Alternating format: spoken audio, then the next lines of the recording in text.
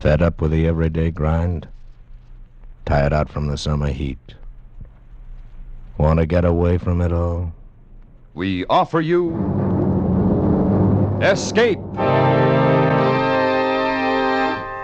Escape, designed to free you from the four walls of today for a half hour of high adventure. You are making your painful way over the great India desert, alone and dying of thirst, while behind you, pursuing you, are the fanatical Kafirs who once bowed to you as king and now call for your life.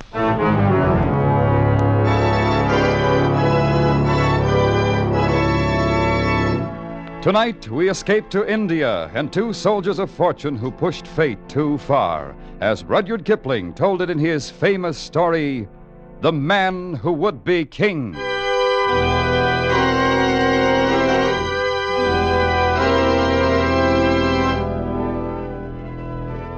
One Saturday night, it was my unpleasant duty to put the paper to bed alone. It was a pitchy black night, as stifling as a night can be in India in June. It was very still, save for the ticking of the clock above my desk, which seemed to shatter the black heat of the night as the hands crept toward 3 a.m. And then from the passage outside my door, I heard voices. Well, who's there? Only us. And who are you? Oh, so you don't remember us, eh? No, I can't how say about that. the Jodhpur border, then? Jodhpur border? Yeah, and having the authorities turn us back for impersonating newspaper men. Newspaper? And then there was the train. Yeah, off of which you had us thrown, if I remember correct. Oh, wait. That flaming red hair. That bald head. Oh, Daniel Dravett and Peachy Carnahan. The same. Well, what do you two want this time? If it's money, I haven't got it. And if it's a fight, it's too beastly hot. You can rest yourself easy, sir, because we have come asking for naught except some information. We've been all over this country, and we've concluded that India isn't big enough for such as Daniel and me. So, we are going away to be kings. Kings in our own divine right. What? Aye, we shall be kings. Yeah, we've signed a solemn contract, each to help the other, and neither of us to look at liquor or women until we have become kings. I've never heard of such a fantastic idea. Now, well, what do you want of me? Naught but a look at such maps of Kafiristan as you might have about. Maps of Kafiristan. That's where we decided to go. Well, don't you realize that not one single Englishman has ever gone into the Kafiristan mountains and lived at them out again? You're a good deal more likely to become dead men than kings. Yeah, we'll sure Anyway, see. I don't believe you have the slightest intention of traveling a mile outside of Delhi. Then you should come down to the Sarai marketplace in the morning, down where the caravans leave for the north. Now, look, you two. I'm a newsman, not a nomad. Now, why should I come down to that filthy pest hole? I'm not so sure that you're either. What do you mean? You say you're a newsman, but here's the chance to see the start of the greatest story of all time. And you'd pass it up. Because you're too blasted lazy to get up that early in the morning. Come along, Dravett, me lad. Yeah, but if you should have a change of heart, come to the Sarai in the morning and see whether we be liars or not. And so they left, those two lovable scoundrels. And I sat alone in my office, thinking. The kings of Kafiristan. Kings indeed. But then, perhaps, just perhaps, they might pull it off. And it would be something to cable home.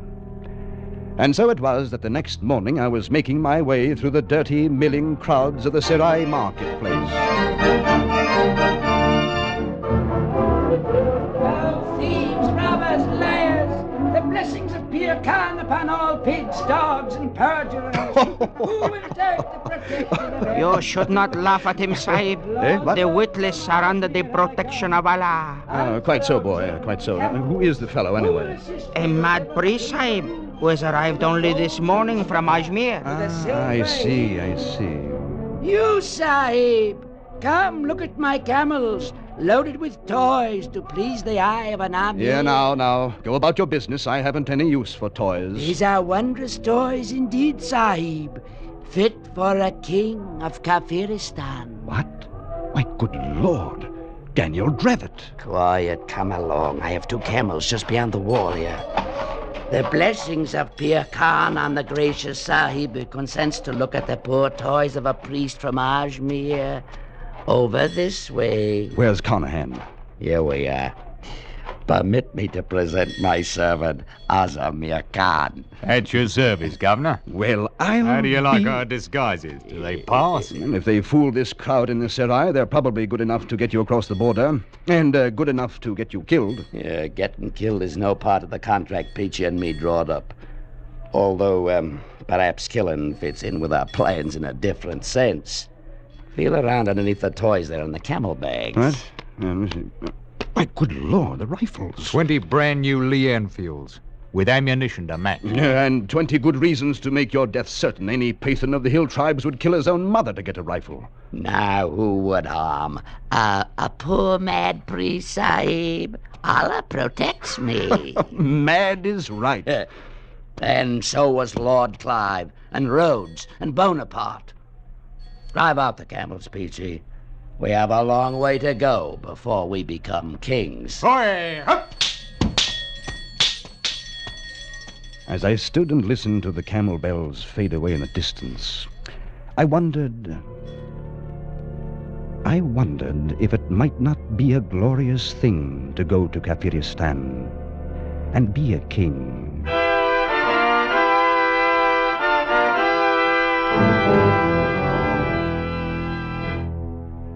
Three years pass in India, much as they pass in any other land. It grows hot, then the rains come, and then the heat again. Some colonel at a hill station puts down an uprising. A new viceroy comes out from London. The paper duly records the death of a sultan in Rajputana, and the trees in the courtyard grow a few feet taller. And finally, time in its circle turned up another night, much like the one 3 years before. Once again, I sat alone in the office, listening to the clock, and waiting for some unimportant item to come over the wire from Europe. It was long after midnight when my office door slowly opened. Well, I say, you might knock first, you know. Knock? Knock? My good Lord, man. What's wrong? You don't know who I am, do you? No, I haven't the faintest idea. But here, you'd better sit down, old fellow. You're in a bad way. Yes, sir. Thank you. It's a whole year I've been walking. Right here in this very office we settled it. You sitting right there and giving us the maps. Hey, and you've been sitting there ever since? 3 years. No. Man couldn't change that much in 3 years. You're not Peachy Carnahan. Yes, I was the king of Kafiristan. Me and Daniel Dravot. Real crowned kings we was. Just as true as gospel. And what in the name of heaven have they done to you, Peachy? Peachy? I knew Peachy Carnahan once. He's a king. With a real golden crown on his head. So help me, he does. He's dead now. No. You're Peachy Carnahan. You are. Now you must pull yourself together. Yes, pull myself. You've got to keep looking into me eyes. Then maybe everything won't go to pieces. All right. Now, tell me what happened, Peachy. We left the caravan at Jagdala, and we struck off into the hills alone. Yes, go on. Weeks it was we travelled, Daniel and me. At first there wasn't no roads, and after a while, no food. But there was always the drums. Sometimes they was close, and sometimes farther off. Most of the time we could hear them somewhere.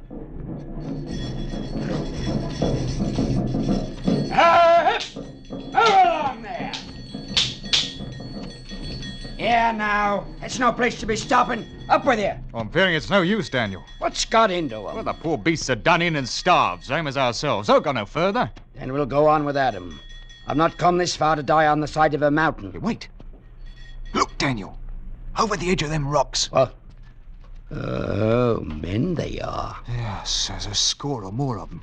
And one goes ahead of the rest. In naught but bows and arrows. Break out a pair of the rifles, Peachy. Right you are, Daniel. It's now that we start to become kings. Here you are. And some cartridges, too. Easy now, Peachy. I'll drop the stragglers at the rear first. Then we'll lay a few at their feet. No harm to the one in front. We may need him. Now, got him by the old neck. Lay on, Peachy. Hold it, Daniel. Look at them. Ah, flat on their bloomin' faces. It's their leader. He's coming out alone. Well and good. And we'll go part way to meet him, Peachy.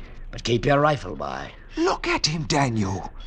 He's as fair as us, with yellow hair. So he is. Part of the lost tribes, these people are. Stopped.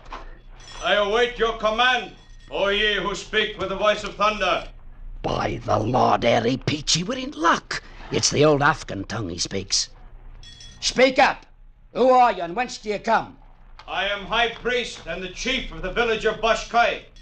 A journey of only a few heartbeats. This Bashkai, how many people? They are numbered in the thousands. There are more villages in the hills. More than a man has fingers and toes. You hear that, Peachy? Here's our kingdom made to order. And you? You're going to take us to Bashkai. Do you understand? I understand the voice of thunder that you speak. Ooh, he's a smooth one, Peachy. He knows a thing or two. What's your name? Mazur Khan Jagdalur. Yeah, it's too long. Hey, what do we call him, Peachy? He has the look about him of an old soldiering friend of ours. Billy Fish. So he does. Hey, we bestow a name on you. From now on, you'll be Billy Fish. And put this on your drums. Tell them 2 kings have come out of the mountaintops. 2 kings that speak in words of thunder, so the earth trembles. Tell them 2 kings have come to Kafiristan.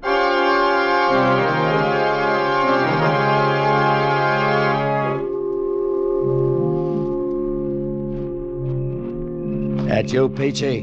Daniel? Why are you sitting out here in the dark? I've been thinking.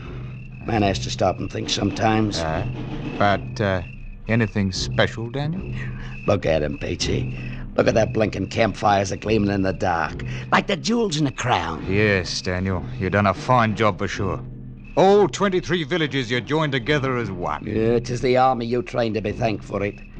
2,000 men with a fair knowledge of bearing arms. Some of them's a bit green at it yet. Yeah, they're ours now. Every man, jack, woman, and child.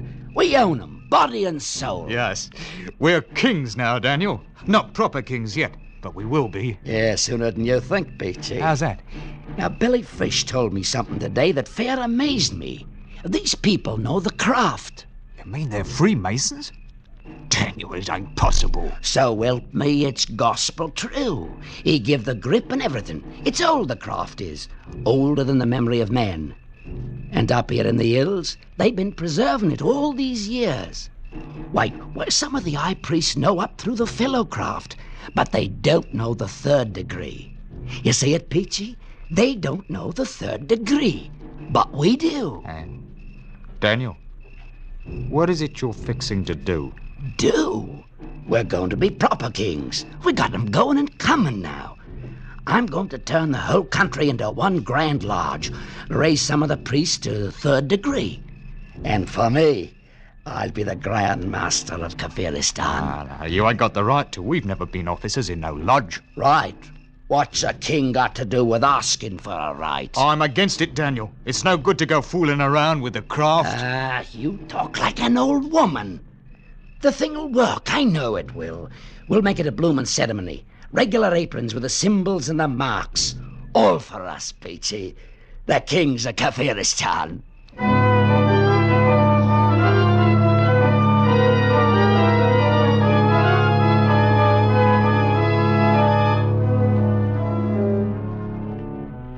Everything is prepared, Master. And the priests and the people wait. Well, they haven't much longer, Billy. Yeah, now, Peachy, how do you like my apron? Yeah, it's a wondrous sight for fair, Daniel. Made of white almond skin it is, and the master's mark with emerald studded. The mark? You know the meaning of the mark? That I do. What's got into you, Billy? 'Tis a thing that's passing strange, Master. Yeah, strange and rubbish. Come along now. Ready, Peachy? Right with you, Daniel. Then out we go, onto the temple steps. We'll give 'em what for. Knock the blinking eyes out, that's what we'll do. Look at them, Peachy. Right down on their blooming knees and yelling their fool heads off. Oh, it's a good thing to be a king, Daniel. The mark! Behold the mark! 'Tis a sign. The promised ones have come. Yeah, now. What's wrong with the priest, Billy? It looks like trouble, Daniel. No. Stand where you are, master. They recognize the mark. Yeah, that great stone on the floor. Why did they turn it over? Wait. It's the same. He bears the mark. The promised Speak up, ones Billy Fish. have What's the come. meaning of it? See for yourself. Look. Daniel. Carved on the back of the stone. 'Tis the master's mark, all right. And the same as the sign you wear. Only a few of the priests have known of the hidden mark on the stone. What does it mean? The many who have doubted you are a god doubt no longer. And you, Billy, what do you think? Aye, master. I think that now it is the time for these. Ooh. Daniel. Golden crowns. Aye, how they glitter. Fit for the brow of the king. It's what we came for. Here now, put 'em on. We'll crown ourselves in our own right. Ah, listen to 'em. You know something, Peachy? We come here to be kings, and that we are, all right. But blamed if we ain't a couple of bloomin' gods to boot, with 1,000,000 people bowing on their knees afore us.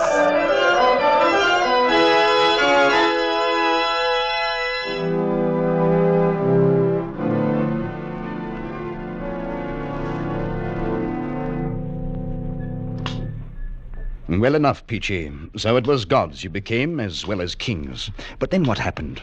What became of Daniel Dravitt? Dravitt? I knew Daniel Dravitt once. He's a king now, Daniel is. Wears a golden crown. Carnane was with him. Peachy, try to pull yourself together now. Yes, I'll try. Good.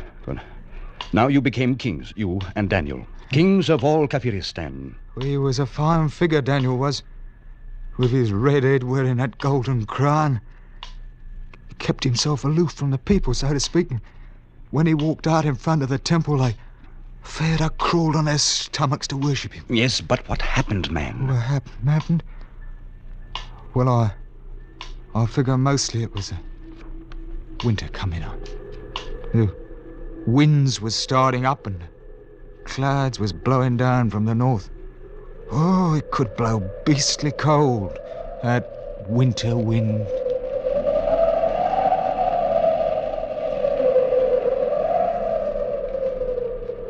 Who's out there? That you, Billy? Confound it anyway. Here now, watch this. I have brought you food, master. Stew of the wild sheep with curry and rice. Oh, up off your knees, girl. Bring it inside. Thank you, master. Place it there. Now. You're a well-favored wench. I do not understand. Why are you crawling on your knees? 'Tis a fitting way to approach the god of Kafiristan. What's your name, girl? Marum of Denjab. Marum, huh? You married? It has not yet been my happy fortune, master. You afraid of me? You are a god. Yeah, I mean, how do I seem to you? You find me pleasing or what? Your face is more wondrous than the noonday sun. And your look, the look of eagles. Well, very well. You may leave now. Thank you, master. Marum, huh? Peachy! Oh, was you calling me, Daniel? Oh, the food's here, eh? Ah, good. Mark that wind outside. You know, winter's about due to strike and fill the passes with snow. There'll be little moving about before spring. Yeah, you're right. Peachy, I decided to take a wife. But you can't do it, Daniel. We made a contract. That was till we was kings. Well, kings we've been these many months now. It's no good. I tell you now, I'm against it. Against it? You was against using the craft, too, but look what it done for us. This is different. Billy Fish will tell you no, the same as I do. Billy Fish? There. Who's the king here, him or me? My mind's made up. 3 days from now, I shall have me a wife. And you can put it on the drums and tell every blighter out there in the hills. The kingdom of Kafiristan is gonna have a queen.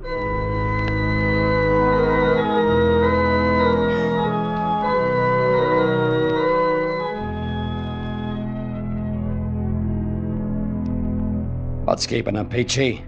They should have brought her in half an hour ago. I don't know, Daniel. How about you, Billy Fish? You put 'em up to stolen oath? Deliberate like? Certain preparations must be made, master. She's across the court with some of the priests. Maybe they're trying to buck her up a bit, Daniel. She thinks she's going to die, you know. Ah, die indeed. Why, I know. Master, it is against the laws of heaven for a woman to marry a god. I'm not a god, I'm a man. You know that by now, Billy. No, and I should not want to think so, master. But either way, this can mean only trouble. I beg you to reconsider. And I beg you to keep your mouth shut, Billy. I'm through waiting. I'm going over there to talk to the Master, priest. please. Oh, we've got to go with him, Billy. I think it's going to mean trouble, but come on. How many men can you depend on? No more than 20 with rifles. Most of my men are in Bashkai. Then what shall we do? We shall have to make a run for it, I fear. We might be safe in Bashkai. Oh, now, you bungling fools. Bring out the girl. Well, now, that's better. Here, girl. This is no way for a bride to behave. Oh, smile now. And give us a kiss. Oh, the wench has bitten me. Blood, master. Don't let them see the blood. Look! See the blood! He's not a god or a devil, but only a man! Here, blasted! What is this rot? Master, it is too late. Back, Daniel. They're coming with knives. They can't do this! I am the king! We must run for it, master.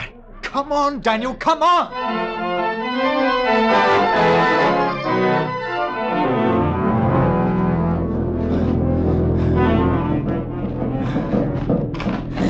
Confounded heathens. I'll come back. I'll come back and beat the blasted heads in. That's what I'll do. Yes, Daniel. Yeah, we'll be back, all right. How much further, Billy? Only a short way beyond this ridge, master. Well, so far, so good. At least them bloomin' drums has stopped. Well, we're at the top, Daniel. Yeah. And a right good climb it's been. Wait. Huh? Look. It seems the drums have come before us, master. Cut off. No less than 1,000 of them. Standing there quiet like, with them wicked long knives in their hands. There'll be no getting past them, Daniel. No. We're done for. Go back, Billy Fish. Take your men away with you. Go with them, Peachy. It's me they want. I did it. Me, the king. No, Dan. I'm sticking with you. Billy Fish, you clear out. I am your friend. I stay with you. You're a good man, Billy. They're coming now, Daniel. Peachy. Forget it, Daniel. I forgive you. Freely, fully. Then let them come. There be one thing they can't change, Peachy. We've been kings. Kings in our own right. Kings of old Kafiristan.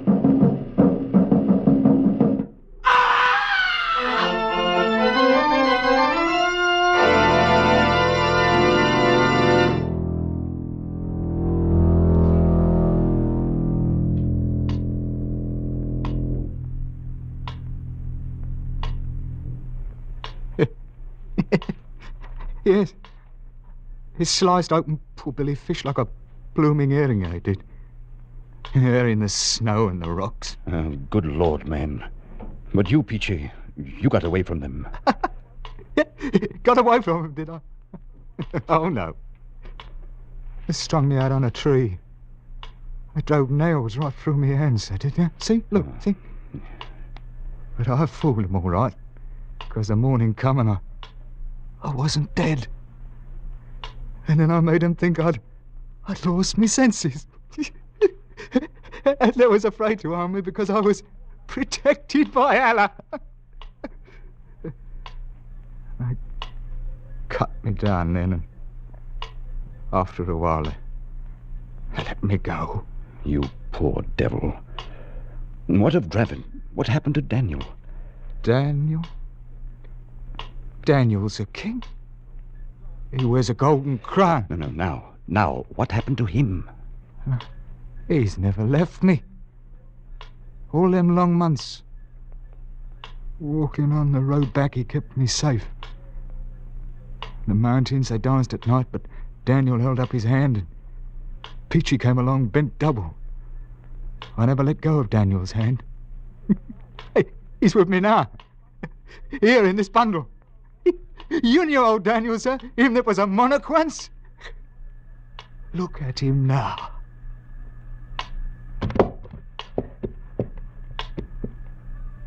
Oh. Well, now you've seen that we was really kings, I'll be on my way. You'll pardon me, sir?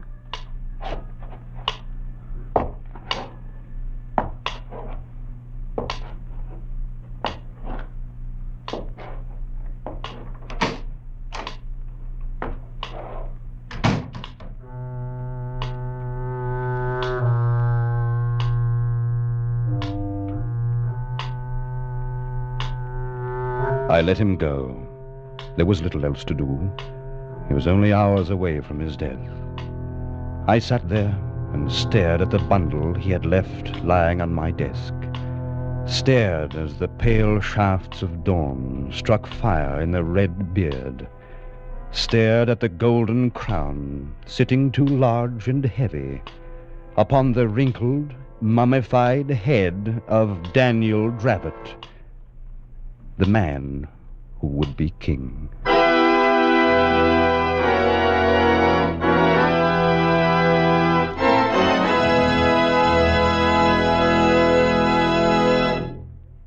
Escape is produced and directed by Norman MacDonald. Tonight we have brought you The Man Who Would Be King by Rudyard Kipling, adapted for radio by Les Crutchfield, with editorial supervision by John Dunkel. Featured in tonight's cast were Ben Wright and Wilms Herbert, with John Daner, Peggy Weber, and Jack Crucian. Special music by Ivan Ditmars. Next week, you are trapped in the dark streets of a French town with only 2 remaining avenues of escape: the workshop of a fearsome knife maker or the arms of a dangerous woman. While behind you, hunting you through the dark night, swirls a mob of men, eager for your capture.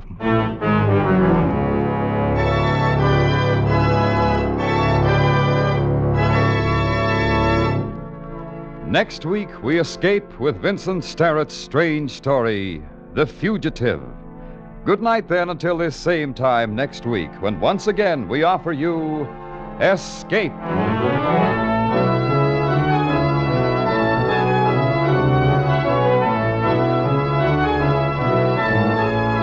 This is CBS, the Columbia Broadcasting System.